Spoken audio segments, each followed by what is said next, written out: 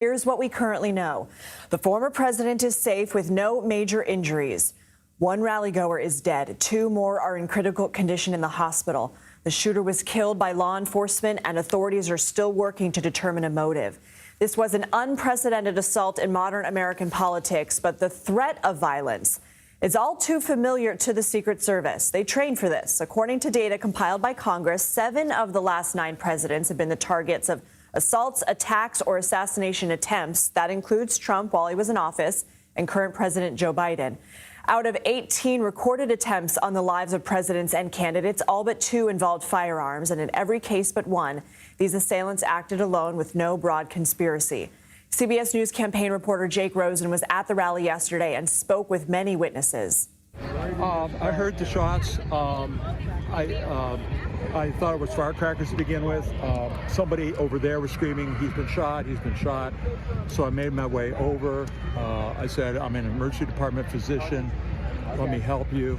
The guy had spun around and was jammed between the benches. He had a headshot here. There's lots of blood there. And so I got him. There's a helicopter coming in to get him. I got people there really helpful. I got Was there them only up one on a person bench. shot that you saw? Then I did CPR, did chest compressions as well as I breathed for him. Jake Rosen joins us now. And Jake, I remember that interview last night watching coverage, an emergency room physician who jumped in to help, rendered CPR, as you heard there. What stands out to you from the witnesses that you've talked to?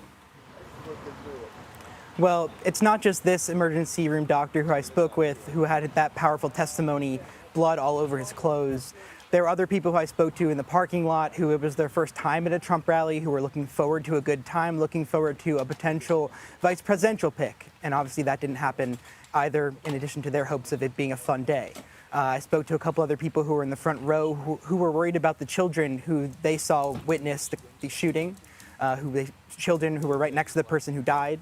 And I spoke to a couple other older women who were right there next to the person who died. And, you know, it's just one of those moments where at these Trump rallies, it's usually pretty collegial. It's a joyous occasion. There's music playing for hours leading up to the rally. And, you know, 5 or 6 minutes into Trump's speech, it quickly turned into a very different and very scary situation. What more are we learning about what happened? What details are pouring in? So Thomas Crooks is the shooter. He's a 20-year-old man. He used an AR-15, according to police reports by my colleague, according to police sources who spoke to my colleague Nicole Skenga. And right now, the former president, just a couple minutes ago, put out another statement on his social media platform, Truth Social, thanking supporters for their well wishes in the face of wickedness, as he put it. And we're expecting potentially the former president to be in Milwaukee sometime later today. Jake Rosen, we're happy that you're okay. You spring into action doing what journalists do right after.